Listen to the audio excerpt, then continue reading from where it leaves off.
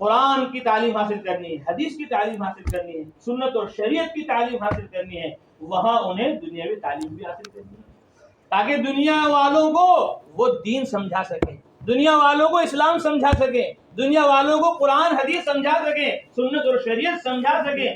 دور رہ کر کوئی بات سمجھ میں نہیں آتی، دور رہ کر کوئی بات سمجھائی نہیں جا سکتی، قریب رہ کر بات سمجھی جا سکتی ہے اور سمجھائی جا سکتی ہے۔ اس لیے مولانا الیاس صاحب رحمۃ اللہ علیہ فرماتے تھے ہماری تبلیغ کا، دعوت کا گر یہ ہے کہ جو جہاں لگا ہوا ہے وہ وہاں رہتے ہوئے تبلیغ کا کام کرے، جو جہاں رہتا ہے وہاں رہتے ہوئے دعوت کا کام کرے، کیونکہ وہاں والوں کو جتنا وہ سمجھا سکتا ہے، جتنا وہ مطمئن کر سکتا ہے، اتنا باہر والے مطمئن نہیں کر سکتے۔ باہر والے تو باہر والے ہوتے ہیں، باہر والے تو باہر والے ہوتے ہیں، باہر ملکوں میں جو لوگ جا کر رہ رہے ہیں، کوئی 10 سال سے رہ رہا ہے، کوئی 20 سال سے رہ رہا ہے، کوئی 50 سال سے رہ رہا ہے، تو ان کے نزدیک ان کی وہ اہمیت نہیں جو مقامی لوگوں کی ہے۔ مقامی لوگوں کا جو مقام اور مرتبہ ہے علاقے میں، وہ باہر سے آنے والوں کا نہیں، چاہے وہ کتنا نفع پہنچا رہے ہوں، کتنا فائدہ پہنچا رہے ہوں، ان سے کتنا ان کو مدد مل رہی ہو، نصرت مل رہی ہو، لیکن مقامی لوگوں پر مقامی لوگوں کا ہی اثر زیادہ ہوتا ہے۔ اس لیے ہم اسکولوں میں ہیں، کالجوں میں، یونیورسٹیوں میں ہمیں پڑھنے سے، لکھنے سے، دنیاوی تعلیم حاصل کرنے سے کوئی منع نہیں کرتا، بس فرق اتنا ہے، فرق ہے 1 نمبر اور 2 نمبر۔ مولانا عمر صاحب پالنپوری رحمۃ اللہ علیہ ہمارے بزرگ تھے، نظام الدین میں مرکز میں بار بار وہ اجتماعات میں، جوڑوں میں، بیانات میں کہتے تھے کہ تبلیغ کا، دعوت کا مقصد دنیا کو چھڑانا نہیں، دعوت کا مقصد، تبلیغ کا مقصد اسباب و چیزوں کو ختم کرانا نہیں، دعوت اور تبلیغ کا مقصد یہ ہے کہ جو آج دنیا اور اس کے علوم و فنون پہلے نمبر پر ہیں ان کو دوسرے نمبر پر کرنا ہے۔ ان کو کہاں کرنا ہے بولو؟ دوسرے نمبر پر کرنا ہے۔ ہم یہ نہیں کہتے کاشتکاروں کو اپنی کھیتی چھوڑ دو، ہم یہ نہیں کہتے تاجروں کو اپنی تجارت چھوڑ دو، ہم یہ نہیں کہتے حاکموں کو اپنی حکومت چھوڑ دو، ہم یہ نہیں کہتے ملازموں کو کہ اپنی ملازمت چھوڑ دو، ہم یہ نہیں کہتے گھر والوں کو کہ اپنا گھر ہمیشہ کے لیے چھوڑ دو، ہم یہ نہیں کہتے دنیا داروں کو کہ اپنے دنیاوی دھندے تم ہمیشہ کے لیے چھوڑ دو۔ نہیں، لا رہبانیت فی الاسلام، اسلام میں رہبانیت نہیں ہے کہ تم بیوی کو چھوڑ دو، بچوں کو چھوڑ دو، انسانوں سے الگ ہو کر جنگلوں کے اندر چلے جاؤ۔ اسلام کے اندر، دین کے اندر ہمارے یہ نہیں ہے۔ اللہ کے نبی نے صاف فرما دیا لا رہبانیت فی الاسلام، اسلام میں رہبانیت نہیں ہے۔ اسلام میں تو سب کو سب کے ساتھ رہنا ہے، سب کو سب کے ساتھ رہنا ہے، مل جل کر رہنا ہے، دشمنیاں عداوتیں ختم کرنی ہیں، الفتیں محبتیں قائم کرنی ہیں۔ تو اس کا طریقہ اسلام نے، دین نے سکھلایا ہے۔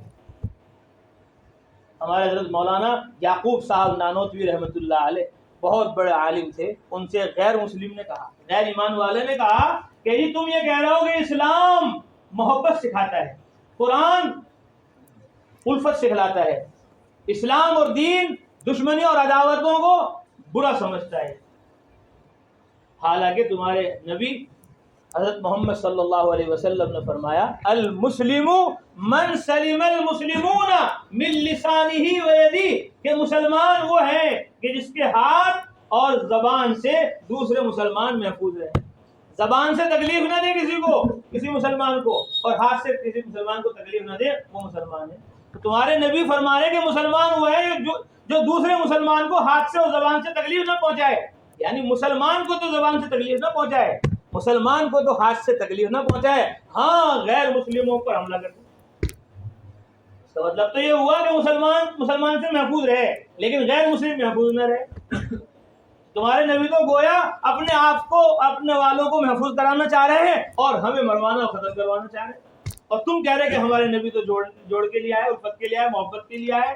اور یہ تو صاف ظاہر ہو رہا ہے کہ مسلمان وہ ہے کہ جس سے دوسرے مسلمان بچے رہیں، مسلمان تو بچے رہیں، غیر مسلم کو ڈر لگا رہے، مطلب ہو گیا۔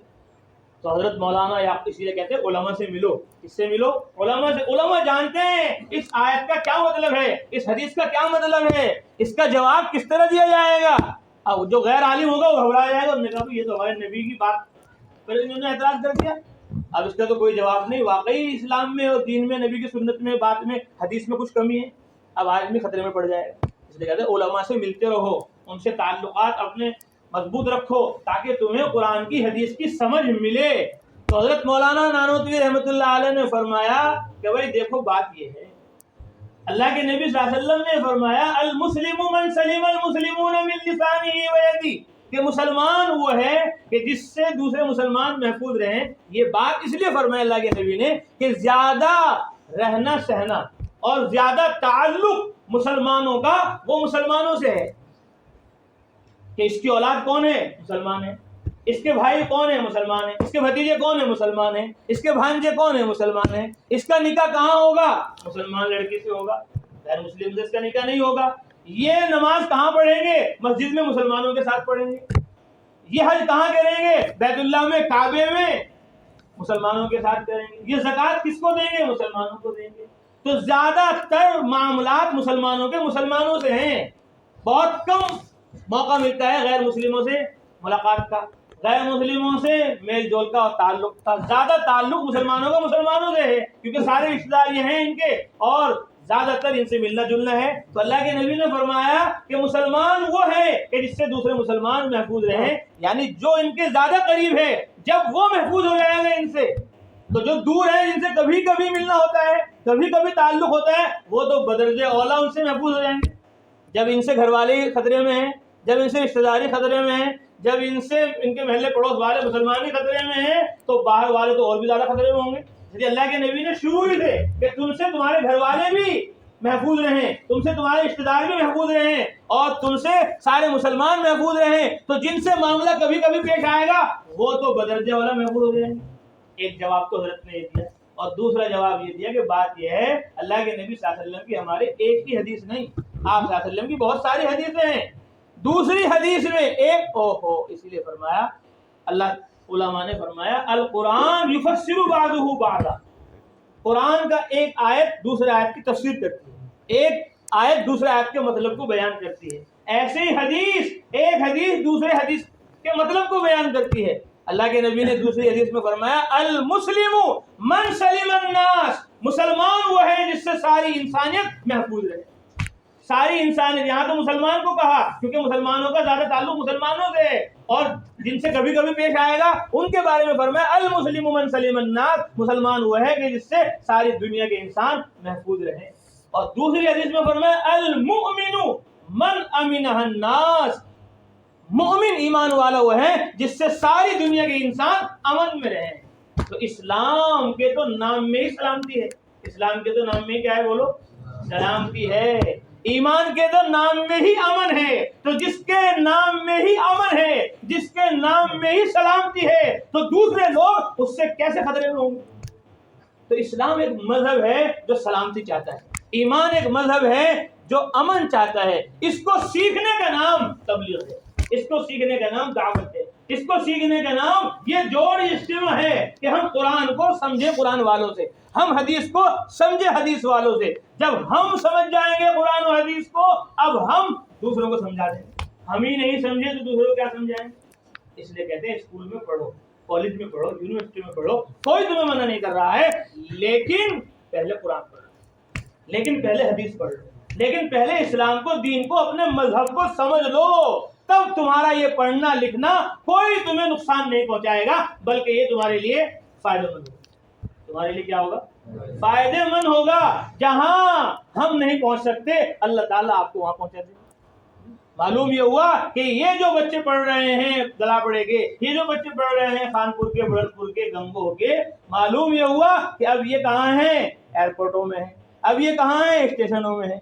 اب یہ کہاں ہیں؟ بڑی بڑی کالجوں میں، بڑی بڑی یونیورسٹیوں میں ہیں. اب لوگ گئے بحرین کے اندر، بحرین میں ہماری جماعت گئی تو وہاں بہت بڑی یونیورسٹی ہے بحرین کی، بہت لمبا. آج تک ہم نے اتنی بڑی یونیورسٹی کبھی نہیں دیکھی، اور آج تک ہم نے زندگی میں کبھی ایسا گشت بھی نہیں کیا. ہم لوگ وہاں گئے، انہوں نے کہا جی گشت ہونا ہے. ہم نے کہا چلو گشت میں. دعا کر کے جیسے باہر نکلے اس نے کہا جی بیٹھ جاؤ کار میں.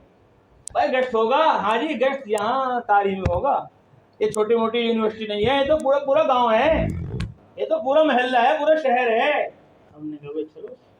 تو ہم نے کار میں گشت کیا، جو ہم گشت یہاں کرتے ہیں گاؤں میں، وہ گشت ہم نے وہاں بحرین میں، عرب میں، کار میں بیٹھ کر کیا. اب کار میں ہم بیٹھ کر گئے فلاں کے پاس، فلاں کے پاس، فلاں کے پاس. تو وہاں ہمیں بہت سارے پڑھانے والے جو عرب کے اندر پڑھا رہے ہیں بڑی بڑی یونیورسٹیوں میں، کون ہیں؟ کہاں کے ہیں؟ معلوم یہ ہوا یہ بہار کے ہیں. معلوم یہ ہوا ہے پٹنہ کے ہیں، معلوم یہ ہوا ہے فلاں جگہ کے ہیں، فلاں جگہ کے ہیں، ہمارے ملک کے لوگ وہاں پڑھانے کے لیے پہنچ گئے یونیورسٹی۔ اب ہم وہاں گئے، ہم نے ان سے بات کی، کچھ فلاں ملک کے کچھ فلاں ملک کے، تو اب یہ لوگ وہاں پہنچ گئے، اب یہ وہاں رہ کر دین کا کام کر سکتے ہیں، دعوت کا کام کر سکتے ہیں، اللہ کے بندوں کو اللہ کی طرف متوجہ کر سکتے ہیں۔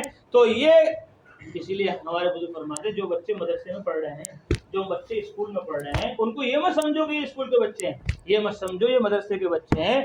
یہ مدرسے میں پڑھنے والے، یہ اسکول میں پڑھنے والے، ان کو سارے عالم کا سمجھو، کب کون کس ملک میں چلا جائے، کب کون کس علاقے میں چلا جائے اور کس شعبے میں چلے جائے، وہاں اللہ تعالیٰ اس سے اس صوبے میں، اس ملک میں، اس علاقے میں، پوری دنیا کے اندر اپنے دین کا کام لے گا۔ اس لیے ہم سب نیت کریں، ارادے کریں کہ ہم پوری محنت سے پڑھیں گے اور سب سے پہلے قرآن پڑھیں گے، سب سے پہلے حدیث پڑھیں گے، سب سے پہلے نماز پڑھیں گے۔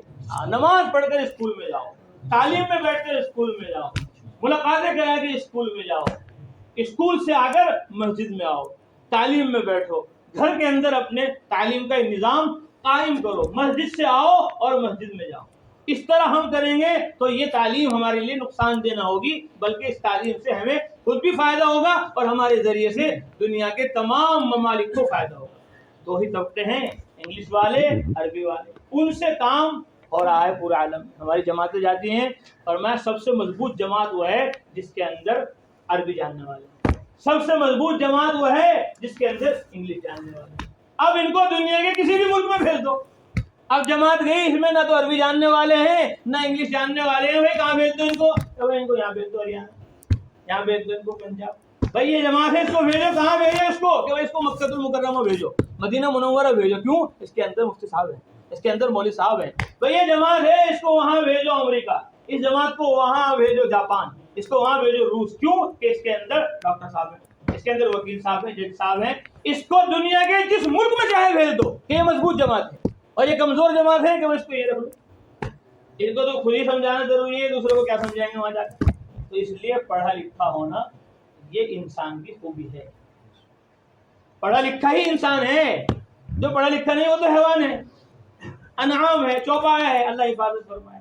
اس لیے ہمیں لکھنا بھی ہے، پڑھنا بھی ہے، اور سب سے پہلے پڑھنا کلمہ ہے، سب سے پہلے پڑھنا نماز ہے، سب سے پہلے پڑھنا قرآن ہے، حدیث ہے، سنت ہے، شریعت ہے، کیونکہ ہم سب بعد میں ہیں، پہلے ہم مسلمان ہیں، پہلے ہم اللہ کے بندے ہیں۔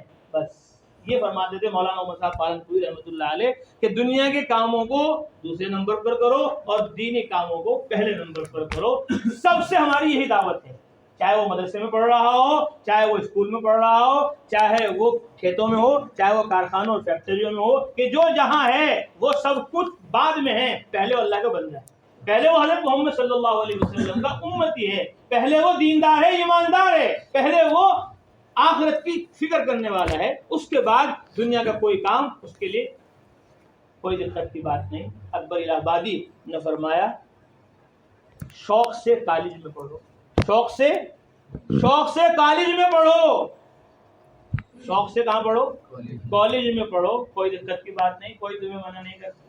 شوق سے کالج میں پڑھو، پارک میں کھیلو، کھیلنے سے بھی کوئی منع نہیں کرتا، خوب کھیلو اور خوب پڑھو۔ شوق سے کالج میں پڑھو، پارک میں کھیلو، غباروں میں اڑو، غباروں میں اڑو، جائز ہے فلک پہ جھولو، ساری دنیا کے اندر سفر کرو، جہازوں میں جاؤ اور ٹرینوں میں جاؤ، بسوں میں جاؤ، جو بھی کائنات کی چیزیں اللہ نے بنائی ہیں وہ تمہارے نافع منافع کے لیے بنائی ہیں، ان کا خوب استعمال کرو، کوئی تمہیں منع نہیں کرتا۔ لیکن ایک سخن رہے یاد، اللہ کو نہ بھولو، اپنی حقیقت کو نہ بھولو۔ آسمانوں پہ جھول لو، غباروں میں اڑ جاؤ، پارک میں کھیلو، کالج میں پڑھو، کوئی دقت کی بات نہیں، بس اپنے آپ کو اور اپنے اللہ کو نہ بھولو کہ ہم اللہ کے بندے ہیں اور اللہ ہمارا خالق ہے، اللہ ہمارا مالک ہے، اللہ ہمارا رازق ہے، اسی نے ہمیں آنکھیں دی، اسی نے ہمیں زبان دی، اسی نے ہمیں دل و دماغ دیا، اسی نے ہمیں انسان بنایا، اسی نے ہمیں مسلمان بنایا، اسی نے ہمیں حضرت محمد صلی اللہ علیہ وسلم کی امت میں پیدا فرما کر دائمی کامیابی کا ایک سرٹیفکیٹ عطا فرما دیا۔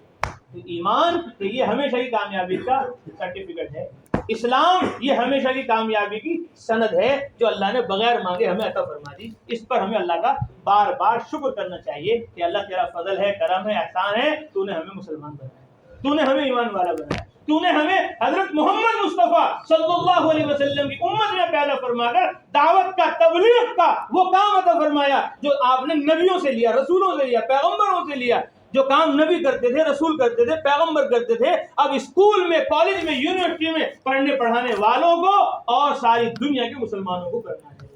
کرو گے انشاءاللہ؟ کون کون کرے گا؟ سب کریں گے انشاءاللہ۔ حضرت علی رضی اللہ تعالی عنہ فرماتے ہیں جو سب سے پہلے مسلمان ہوئے بچوں میں لڑکوں میں سب سے پہلے کون مسلمان ہوئے؟ حضرت علی رضی اللہ تعالی عنہ۔ مردوں میں سب سے پہلے حضرت ابو بکر صدیق رضی اللہ تعالیٰ عنہ، اور عورتوں میں سب سے پہلے حضرت خدیجہ الکبریٰ رضی اللہ تعالیٰ عنہ۔ تینوں سب سے پہلے اسلام لائے۔